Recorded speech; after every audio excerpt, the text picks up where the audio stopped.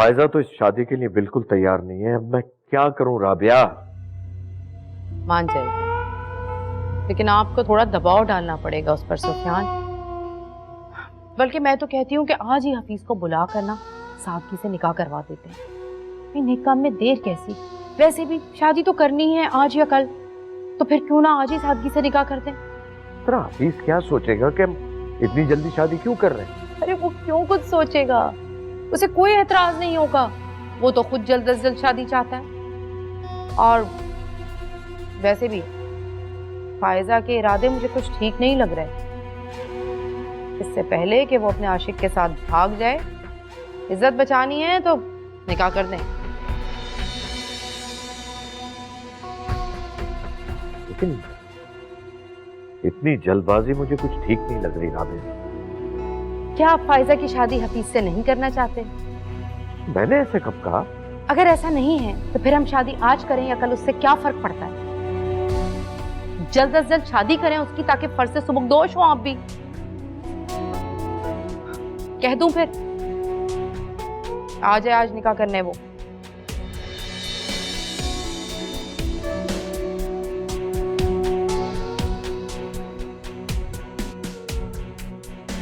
किस सोच में पड़ गए, बताएं, कह दूं ना? हाँ कह दो, लेकिन आज सिर्फ निकाह होगा, रुखसती कुछ दिन बाद करेंगे। हाँ हाँ ठीक है, मैं कह दूंगी। और हाँ, देख लेना सारे इंतजाम ठीक हों। बेफिक्र हो जाए आप, माँ बन के रुखसत करूंगी उसे। मुझे तुमसे यही उम्मीद है। भाई मैंने तो हमेशा आपकी बेटी का भला चाहा है। हाँ, उसने कभी मुझे माँ की तरह ट्रीट नहीं किया, हमेशा मेरी खुलूस और नियत पर शक किया उसने। खैर राबिया, फायजा बच्ची है, रिश्तों की समझ नहीं है उसको। तुम अपने दिल से तमाम रंजिशें और नफरतें मिटाकर उसको माफ कर। वैसे भी आज वो इस घर से चली जाएगी इंशाल्लाह। मैं जरा हफीज को कॉल कर दूं, उसे भी तो इंतजामात करने होंगे ना। हाँ राबिया, अब मैं दफ्तर नहीं जाऊंगा, जरा फ्रेश होऊंगा तो मेरे कपड़े निकाल। अच्छा।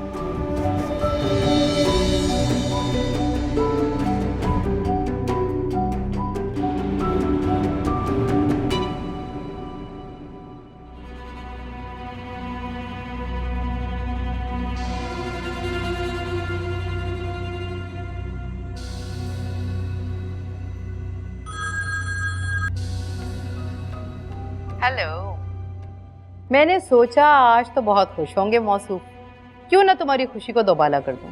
बड़ी लंबी उम्र है आपकी, कसम से अभी आप ही को याद कर रहा था। आपने शादी की तारीख बताई नहीं, इसलिए आपको कॉल करने का सोच रहा था। आप अंदाजा नहीं लगा सकती हैं आपका फोन सुन के कितनी खुशी हो रही है मुझे। कहीं आपने शादी की तारीख बताने के लिए फोन तो नहीं किया? अरे वाह हाँ बिल्कुल, इसीलिए फोन किया है मैंने तुम्हें। तुम्हारा निकाह आज ही होगा। आज? सच कह रही हैं आप? हाँ हाँ बिल्कुल सच। मैंने सुफियान से बात कर ली है और उन्होंने कहा मैं तुम्हें फोन करके भी बता दूं। और रुखसती? देखो हफीज, मेरी बात समझो। सुफियान को मैंने आज निकाह के लिए तो राजी कर लिया है, लेकिन रुखसती के लिए वो भी बिल्कुल तैयार नहीं है। लेकिन जब निकाह हो जाए ना तो तुम कुछ भी करके उसे यहाँ से ले जाना। उस वक्त मैं भी सुफियान को समझा लूंगी, समझे? क्या बात है आपकी, आपने तो दिल खुश कर दिया मेरा। सच पूछे तो मुझे यकीन भी नहीं आ रहा। अरे भाई तो यकीन कर लो ना अब, और फौरन से निकाह की तैयारी शुरू करो। हाँ हाँ, मैं अभी जाता हूँ मार्केट, अपने और फायदा के लिए शॉपिंग करता हूँ, ड्रेसेस वगैरह ज्वेलरी वगैरह लेता हूँ, उसकी भिजवाता हूँ आपको। अच्छी तरह तैयार कीजिएगा उसे। ओके, तुम परेशान ना हो, मैं सब संभाल लूंगी। मैं फिर निकलता हूँ, वक्त बहुत कम है और काम बहुत ज्यादा। हाँ मुझे भी तैयारियां करनी है, मिलते हैं फिर। खुदा हाफिज। ओके, खुदा हाफिज। फायजा बेगम।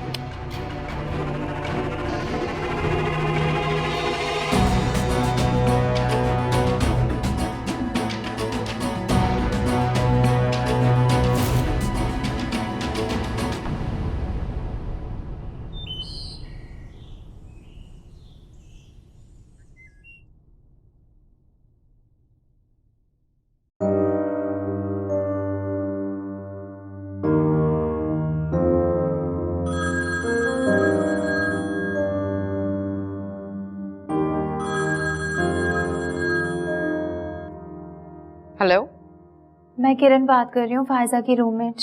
तुम्हें यहाँ का नंबर किसने दिया? फायजा ने दिया था। हम लोग काफी अरसे से एक साथ रहते हैं। हम लोग ना एक दूसरे को बहनों की तरह समझते हैं। वो अचानक से ऐसे हॉस्टल से चली गई ना, तो मुझे परेशानी हो रही थी, तो मैंने सोचा कि फोन करके पता कर लूँ। फायजा अपने बाप के साथ अपने घर आई है, तुम्हें ज्यादा उसका बड़ा बनने की जरूरत नहीं। और जो रिश्तेदारी तुम लोगों ने आपस में बनाई है ना, उसे भी खत्म समझो। फायजा अब किसी से नहीं मिलेगी।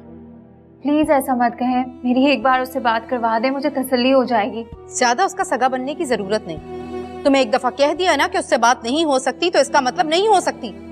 आइंदा यहाँ फोन ना करना। Aunty please. एक्सक्यूज मी, ये आंटी किसको कहा है तुमने बीबी? ज्यादा मुझसे रिश्तेदारियां बनाने की जरूरत नहीं। वैसे हो तुम भी फायजा की तरह बला की जी, अपनी तरह चुन के अपनी फ्रेंड्स बनाई है उसने। सुनो, तुम और तुम्हारे जैसे जितने भी दोस्त हैं ना, उनको सबको बता दो कि यहाँ कॉल करने की जरूरत नहीं। अब अगर आपको बुरा लगा तो आई एम सॉरी, लेकिन मैं तो सिर्फ फायजा से। सुना नहीं तुमने? तुम्हें कहा है ना यहाँ दोबारा फोन ना करना। ऐसे फोन किया हुआ है जैसे इस घर को ओन करती है ये। क्या हुआ है? क्या बात है? खैरियत है? जब तक आपकी बेटी इस घर में मौजूद है, मुझे सुकून मिल सकता है? क्या क्या बात है? हुआ क्या है? किसका फोन था? हर एरे गैरे को घर का नंबर दिया हुआ है, और पता नहीं अपनी मजलूमियत की क्या क्या कहानियां सुनाई हुई। कभी जोया को तो पूछा तक नहीं, और बाहर गैर लड़कियों को बहने बनाया हुआ है उसने। किसका फोन आया है जो तुम ऐसे कह रही हो? उसकी रूममेट थी, और ऐसा लग रहा था उसकी बातों से जैसे फायजा ने उसे कहा है कि हम उस पर बहुत जुल्म करते हैं। हमदर्द बन रही थी उसकी। अरे भाई, वो काफी अरसे से उसके साथ है, उसकी दोस्त है किरण, मैं जानता हूँ। तुम्हें फायजा से उसकी बात करवा देनी चाहिए थी। क्या हो गया आपको सुफियान? कैसी बातें कर रहे हैं? मैं कैसे बात करवा देती? मुझे क्या पता कि वहां फोन पर किरण ही थी या उसके आशिक की कोई जानने वाली। बिल्कुल फायजा का ऐसे किसी से बात करना मुनासिब नहीं, और वो यहां से भागने के लिए पर तोल रही है, और मैं उसे ये मौका हरगिज नहीं दे सकती। अच्छा खैर, तुम ये बताओ, तुमने हफीज को फोन किया? हाँ किया था, थोड़ी देर में वो फायजा के लिए कुछ चीजें भी भिजवा रहा है।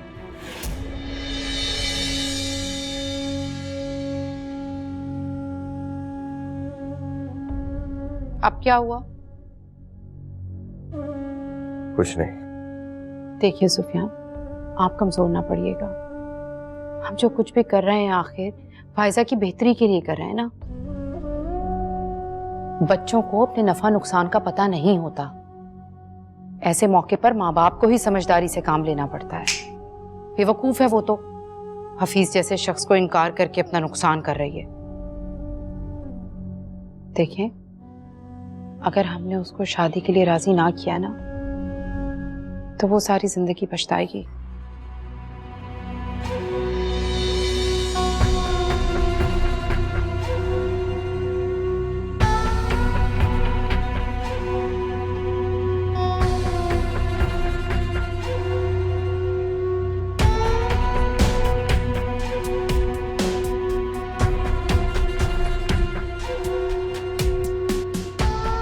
दोनों बाप बेटी बहुत ही मुश्किल। बेटी की तरफ से तो परेशानी है कि ऐन वक्त पर न जाने क्या करे। बाप का भी कोई पता नहीं, कोई मुकर ही न जाए। दोनों बना बनाया खेल ही ना बिगाड़ दें।